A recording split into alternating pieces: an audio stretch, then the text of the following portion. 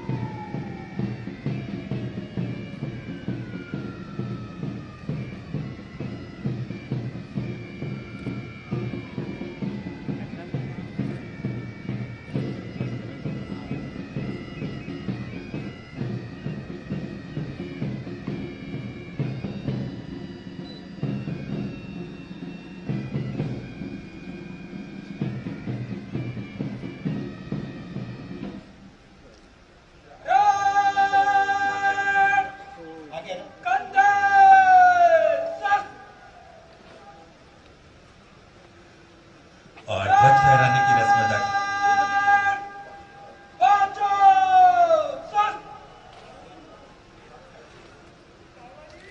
और ये तिरंगे के रंग के झंडे के रंग के 3 गुब्बारे और इसको आकाश में छोड़ते हुए माननीय मुख्य अतिथि महोदय, जोरदार तालियां आप सबकी तरफ से।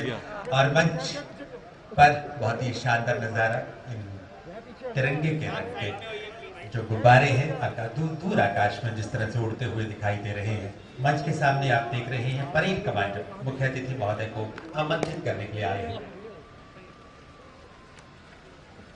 परेड निरीक्षण को तैयार है। मुख्य अतिथि महोदय ने परेड के निरीक्षण के आज रोशनी जैसे पहले से ज्यादा बिखरी हुई है। आज फीजा में एक खास एहसास है क्योंकि आज का दिन हम सबके लिए बहुत खास है। आज हमारा स्वाधीनता दिवस है, आजादी की 74वीं सालगिरह, वो दिन जिसको पाने के लिए असंख्य देशभक्तों ने अपने जीवन का सर्वोच्च बलिदान दिया था। न जाने कितनी माताओं की गोद सुनी हुई थी, न जाने कितनी सुहागिनों के मांग का सिंदूर उजड़ा था, न जाने कितनी बहनों ने वो कलाइयां खो दी थी जिन पर बड़े चाव से वो राखी बांधा करती थी। अपने देश के तमाम महान सपूतों को आज हम बहुत श्रद्धा के साथ नमन करते हैं, उनके प्रति कृतज्ञता ज्ञापित करते हैं जिनके बलिदानों की बदौलत ये दिन हमें नसीब हुआ। और माननीय मुख्य अतिथि की जी इस समय प्रशासन को हमेशा रहता है। और इसके साथ ही परेड में एनसीसी यानी नेशनल कैडेट कोर की सीनियर डिवीजन की टुकड़ी भी शामिल है। एनसीसी एक ऐसी मुहिम जिसका आदर्श वाक्य एकता और अनुशासन, जो देश के युवाओं में सैन्य भावना जागृत करने का एक बहुत ही सशक्त प्रयास करती है। और इस समय सभी टुकड़ों के साथ निरीक्षण करने के उपरांत मुख्य महोदय की जीत ने वापिस मंच की ओर रुख कर लिया है। आज हम अपने देश का 74वां स्वतंत्रता दिवस मना रहे हैं। एक ऐसा दिन जिसको देखने के लिए, जिसको पाने के लिए बरसों बरस इंतजार हमने किया।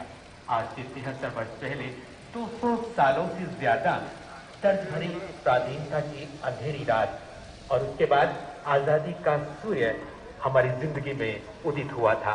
और सन 1947 की 14 अगस्त और 15 अगस्त की मध्य रात्रि को भला हम कैसे भूल सकते हैं, जिस समय गदगद कंठ से पंडित जवाहरलाल नेहरू ने स्वतंत्र भारत की घोषणा की थी।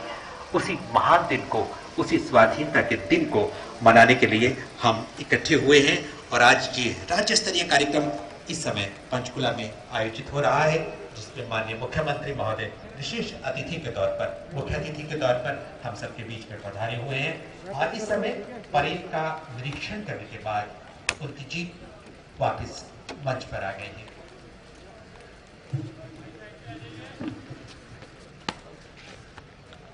और बीच एरिना में आप देख रहे हैं हमारे parade commander Shri Ajit Singh Shekhawat IPS, और इस समय वापस उन्होंने सभी टुकड़ियों की ओर रुख किया है। उनकी कमान के बाद आगे की कार्यवाही आरंभ होगी।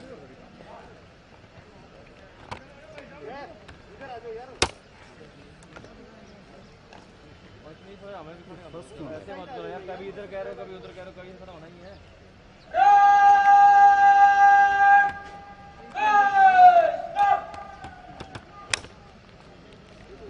और अब गुजारिश करेंगे मुख्य अतिथि महोदय से कि स्वतंत्रता दिवस की इस पावन विशेष तौर पर हम आभार व्यक्त करते हैं और जिला प्रशासन की तरफ से उनका सम्मान करते हैं। जोरदार ताली आप सबकी तरफ से हो जानी चाहिए।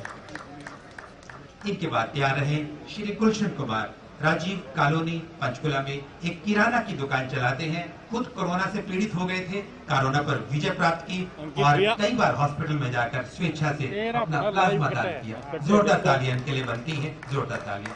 इनके बाद मैडम कविता, जो सिविल हॉस्पिटल में स्टाफ नर्स हैं, आप भी कोरोना से पीड़ित हो गई थी, लेकिन कोरोना पर विजय प्राप्त की और दोबारा से मरीजों की सेवा में जुट गई। जोरदार तालियां सुश्री कविता के लिए आप सबकी तरफ से। इनके बाद श्री पलानी स्वामी, जो स्वच्छता कर्मी है एमसी पंचकुला में, उनका भी आप तालियों के साथ जोरदार अभिनंदन कीजिए। इनके बाद जसदीप संधू साहब, जसदीप संधू साहब, उनके लिए सम्मान।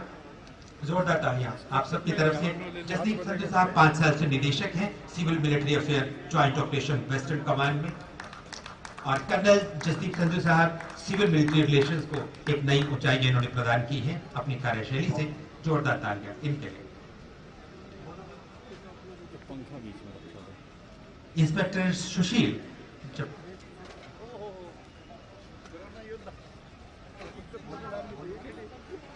लॉकडाउन के दौरान पंचकुला में सूखा राशन बांटने की बात हो, लोगों के लिए, जरूरतमंदों के लिए।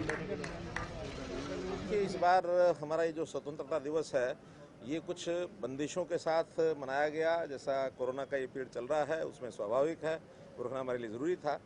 लेकिन भले ही कितनी बंदिशें हों, हमारे हौसलों पर कोई बंदिशें नहीं हैं। हम निरंतर कोरोना के पीरियड में भी जितने काम हमने करने थे वो सब कर रहे हैं, और ख़ास करके व्यवस्था परिवर्तन के जो काम हम कर रहे हैं, जिसका मैंने आज उल्लेख किया है, हमारे लिए बहुत महत्वपूर्ण है इस बात को लेकर के चलना कि आज़ादी के दिन ये एहसास कराया जाए कि इन व्यवस्था परिवर्तन करने के बाद समाज का हर वर्ग आज़ादी को महसूस भी करे। आज़ादी आ गई उसका कोई अर्थ नहीं है। हमने व्यवस्था परिवर्तन करके चाहे किसानों को आज़ाद करने की बात कही है, चाहे कर्मचारियों के बहुत सी बंदिशें हमने ख़त्म की हैं, चाहे सामान्य गरीब जनता के लिए उनकी सेवाएं, योजनाएं उनको घर तक पहुंचाने की बात हम कर रहे हैं। हर परिवार की हम चिंता कर रहे हैं, और इसमें से भ्रष्टाचार से मुक्ति दिलाना, ये भी एक प्रकार की आज़ादी है। इन सब चीज़ों पर लगातार हम लगे हुए हैं।